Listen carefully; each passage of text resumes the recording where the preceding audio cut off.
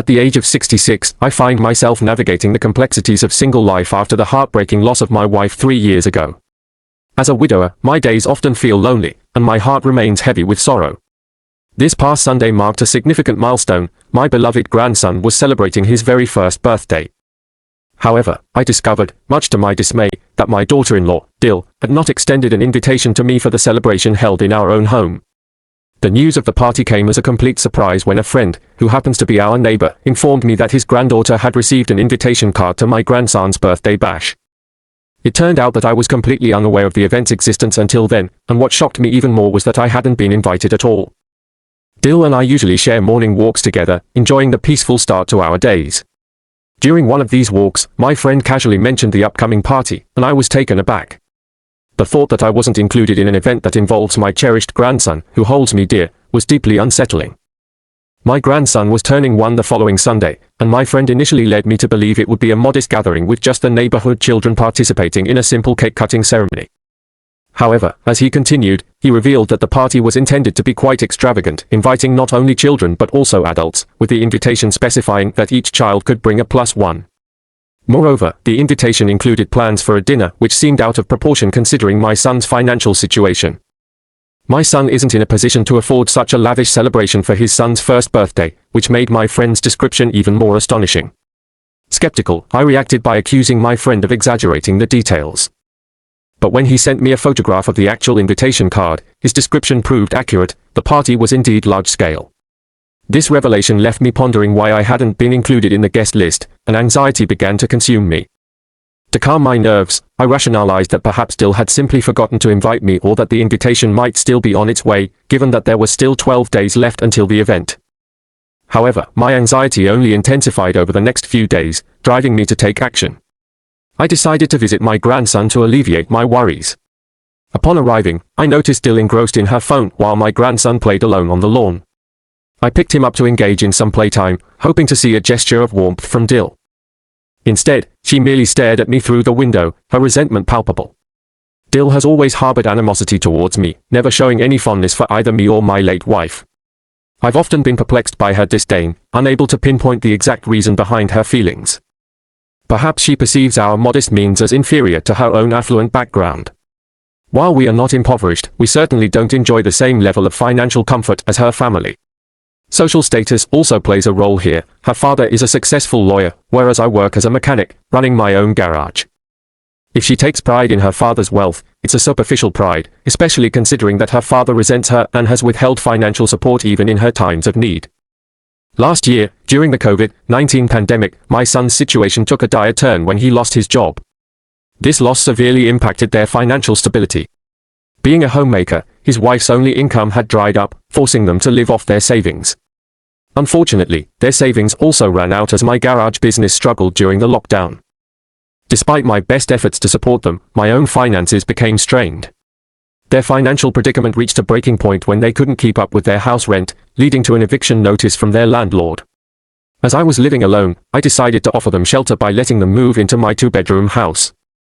This gesture came with the understanding that I would relocate to my garage to maintain some personal space.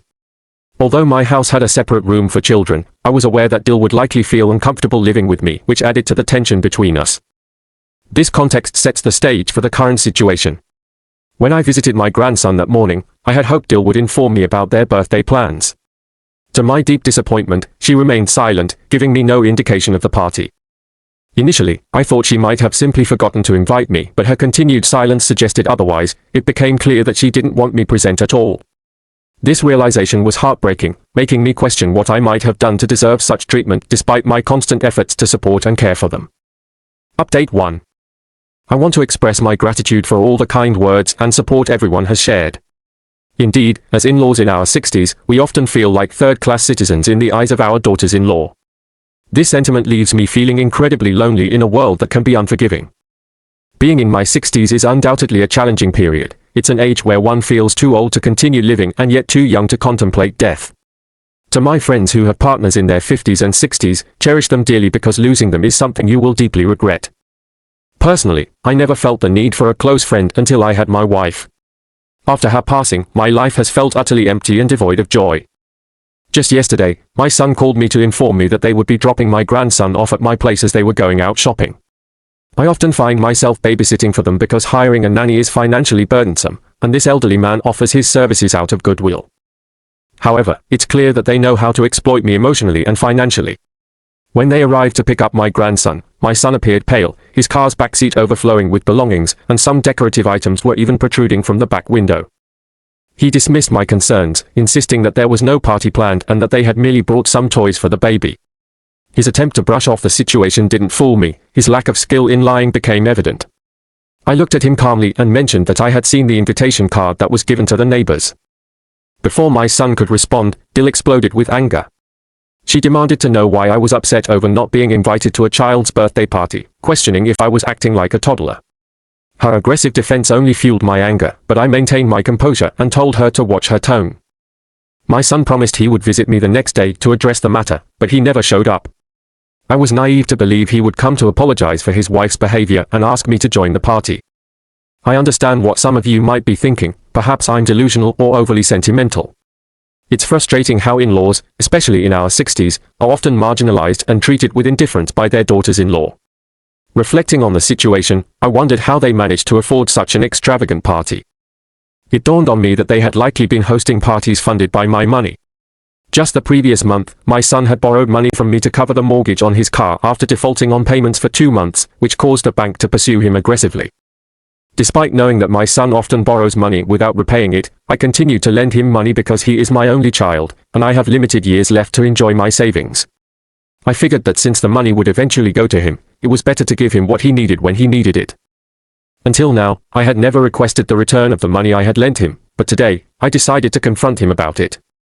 I called him and reminded him of his promise to return the money this month, asking where it was. He didn't anticipate that I would hold him accountable for repaying the loan. I insisted that I wanted the money by the end of the week, as he had promised. Later that evening, he visited me to discuss his wife's animosity towards me. He admitted that he was aware of the tension but felt powerless to change it. I acknowledged that while he couldn't force his wife to like me, he could at least stop lying to me about financial matters. I confronted him about the car mortgage, realizing he had fabricated that story to secure funds for the birthday party. Additionally, I was aware that the party was not just for the children but also included adults for dinner, revealing that they had sufficient funds to entertain friends and neighbors while neglecting me. After my tirade, he tried to explain that DIL was the one who handled the guest list, and it was her decision to exclude me. I vehemently opposed this, arguing that DIL had no authority to make such unilateral decisions without my input, especially when it came to honoring me as a grandfather. He stood there silently, his face clouded with frustration, unable to defend himself against his domineering wife. It became evident that he was too weak to challenge her, primarily because he depended on my financial support. I couldn't help but blame myself for not raising a stronger son who could stand up against DIL's manipulative behavior. Update 2. I never intended to seek revenge, but DIL's toxic behavior and relentless gaslighting pushed me to my breaking point. On the afternoon of my grandson's birthday, I was sitting in a corner of my garage, feeling despondent and sipping a drink to drown my sorrows, when I received a call from my son. Foolishly, I had hoped that perhaps his guilty conscience had prompted him to invite me to the party. I even went as far as buying gifts for my grandson, believing that if they had invited me at the last minute, I would need to rush to get there. I had reached a point of desperation where, regardless of whether I was invited, I felt an obligation to give my grandson a gift, intending to present it the following day. However, reality shattered my hopeful illusions when the call turned out to be a request for me to babysit my grandson. My son explained that he needed to rush to the office for some urgent work and that DIL had gone to pick up her parents from the airport, even though they lived just a block away. Before I could respond, he mentioned that he was already in his car, leaving the baby alone in the crib, urging me to take care of him without hesitation. In that moment, I lost control of my emotions.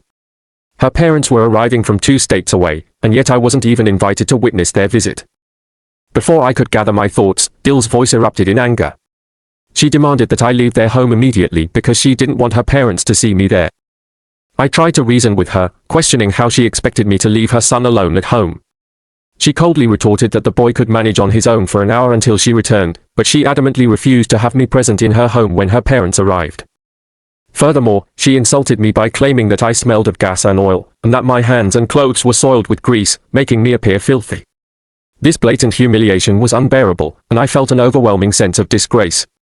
Tears welled up in my eyes as I held my grandson, feeling utterly humiliated and outraged by her disrespectful behavior.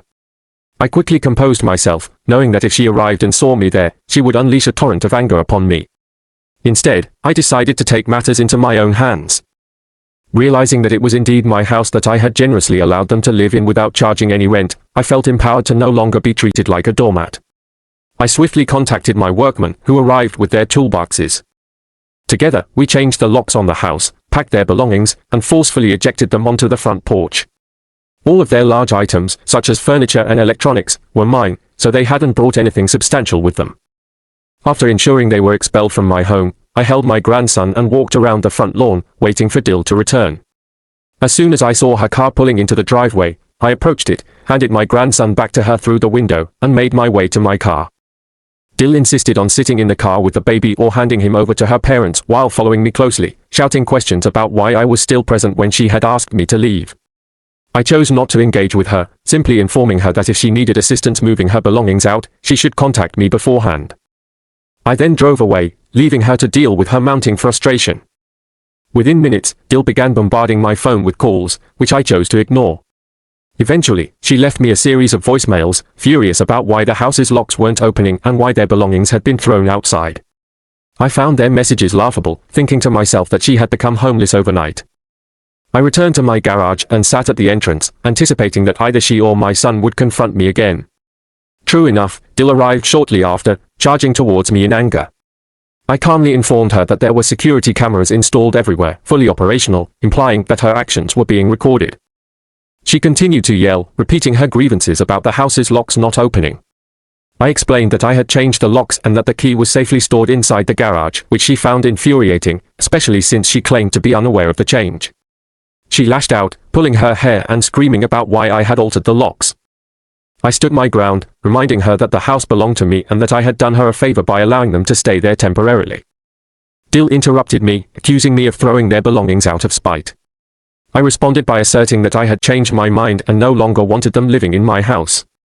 As I stomped her foot, I returned to my car and drove away, fully aware that this confrontation was far from over.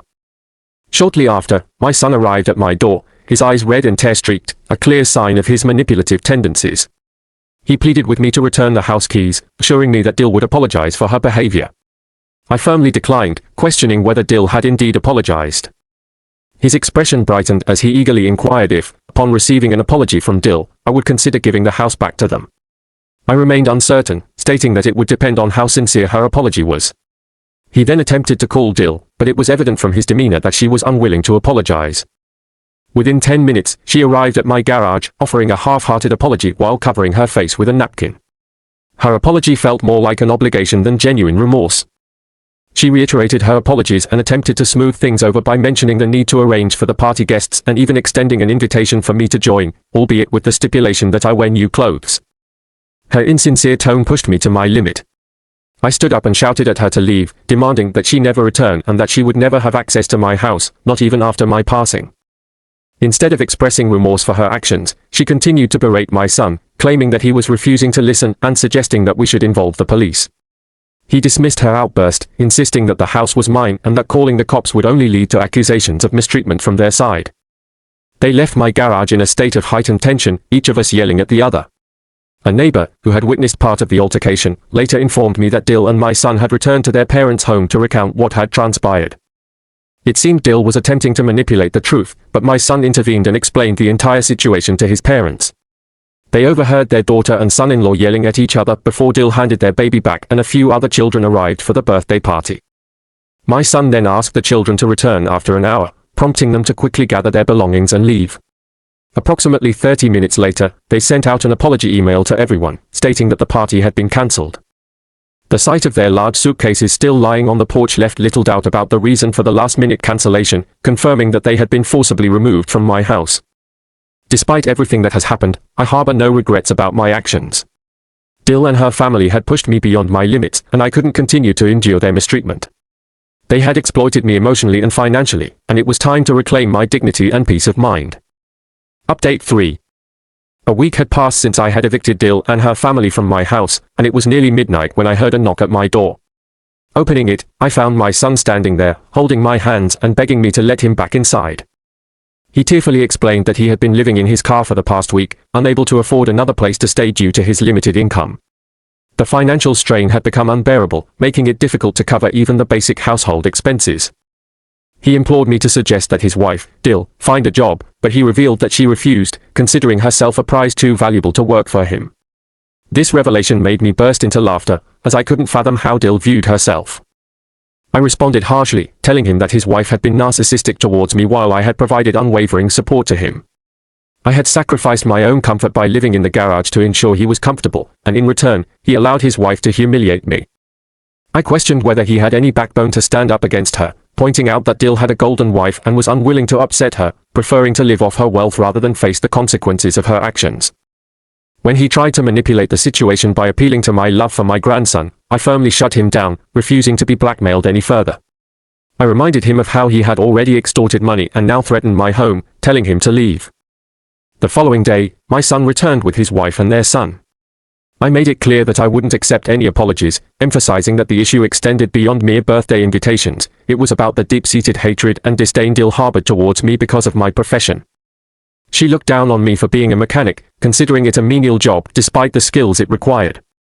In contrast, DIL had a stable career, being the daughter of a lawyer, and she had no qualms about being jobless as long as she maintained her status. Her arrogance and lack of respect for my profession were intolerable. She fell to her knees and apologized, but I was beyond forgiving. I slammed the door in her face, severing all contact with her toxic presence.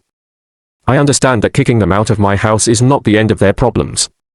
They will eventually find a way to rebuild their lives, but I am fully aware that they will never forgive me for my actions. In fact, I anticipate that they might even try to turn my grandson against me, painting me in a negative light. However, I am at peace with my decision. I have given so much of myself to earn DIL's acceptance, only to realize that some people will never reciprocate your kindness, no matter how much you invest in them. I am now comfortable with being labeled as a grumpy, selfish old man who ousted his son, daughter-in-law, and grandson from the house. The only regret I hold is for my grandson, an innocent child who is unaware of the true nature of his parents and is suffering because of their poor choices. However, I feel powerless to change his circumstances now. Moving forward, I have come to accept that some relationships are beyond repair, and no amount of goodwill can mend deep-seated animosity. While I mourn the loss of familial harmony, I am resolute in my decision to protect my own well-being and dignity. Story 2. In a separate, heart-wrenching narrative, a woman discovers that her husband has been unfaithful with her best friend for several months. The revelation comes as a complete shock when her best friend confesses the affair, even providing evidence through text messages, leaving her utterly devastated. The couple, a 39-year-old man and a 37-year-old woman, had been married for 7 years and share a 5-year-old son. The husband also has a 9-year-old son from a previous marriage, adding complexity to their family dynamics. The best friend, a 36-year-old woman, admitted that she and the husband had engaged in an extramarital affair that began in October 2023 and concluded around Christmas of the same year. She shared that her dissatisfaction with her own marriage and sex life had led her to seek advice from her friend, the wife, about her troubled relationship. This, she later revealed, was the catalyst for the inappropriate texts and eventual affair with the husband. The friend had noticed some distance in her best friend's demeanor but never suspected anything as severe as an affair until the confession. The affair, which was purely physical, began at a children's Halloween party where the best friend felt a strong attraction and jealousy towards her friend's happy marriage. Seeking advice about her unsatisfying marriage, she reached out to the husband, initially under the guise of needing a male perspective on marital issues. This interaction gradually escalated into flirtatious and inappropriate texting, eventually leading to multiple clandestine meetings and about 20 instances of sexual encounters.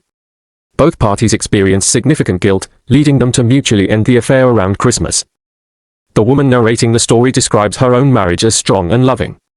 Her husband is a good-looking, charismatic man who is well known in their community due to his job, which often places him in the public eye. Although he is friendly and somewhat flirtatious, he always maintained appropriate boundaries. Their sex life was fulfilling, and they made a concerted effort to spend quality time together, sharing laughter and minimizing conflicts. She never suspected that he was attracted to anyone else or that he was capable of infidelity, especially not with her best friend. The best friend's confession came after she had already informed her own husband and wanted her friend to hear the truth directly from her rather than through her husband. She is now filing for legal separation, having recognized that her marriage lacks the romance and sexual satisfaction she desires. The revelation has left the wife feeling utterly devastated, her sense of self shattered as she grapples with the betrayal by both her husband and her best friend. In response to this traumatic revelation, the wife is grappling with intense emotions of emptiness and heartbreak. She recounts how she attempted to remain composed when picking up her husband from the airport, hiding her true feelings and avoiding interaction with him to shield herself from further pain. Despite her husband's attempts to initiate intimacy, her heart isn't in it, making it impossible for her to continue the facade of a happy marriage. Comments from others. Anonymous 6771, wow, talk to a lawyer and see where you stand. He is good at hiding and not letting his guilt show, so he might be an expert. It's time to start looking and see what else he has hidden from you. Check his social media and phone. Good luck and stay strong. New arrival 9860, extreme guilt would lead to stopping and confessing after the first time. 20 or so times indicates a full-blown affair. The fact that he has been acting completely normal all this time shows how good a liar he is. From now on, believe nothing. This wasn't an accident or a mistake, there was deliberate planning involved in meeting up 20 times and keeping all that communication hidden. Remember, if your friend hadn't confessed, you might still be oblivious to his deceit. Consider telling him you are getting STD tested, seeking legal advice, and wanting him to find somewhere else to stay until you can work out a co-parenting and custody plan. If he refuses, ask him to move out of your shared bedroom and limit communication to property matters only. That's what lawyers are for. Expect him to deny everything. Keep in mind that you don't know if the friend was his only affair, he seems adept at hiding them. She may be filing for separation to push things forward, using divorce as a way to force the situation to come to a head. Zest iOS Sky 8765, get a lawyer, a therapist, and a divorce. Your best friend is like a sister, and staying with him will leave you forever wondering if he's cheating, making you miserable. Leave a cheater and gain a life. The fact that he can continue without you suspecting anything would seriously worry me. It makes me wonder how often he's lied. OP, either he's a really good liar or maybe I'm just that oblivious. I can't believe I noticed nothing, despite sensing something was off during the entire time I was concerned about her and what might be going on.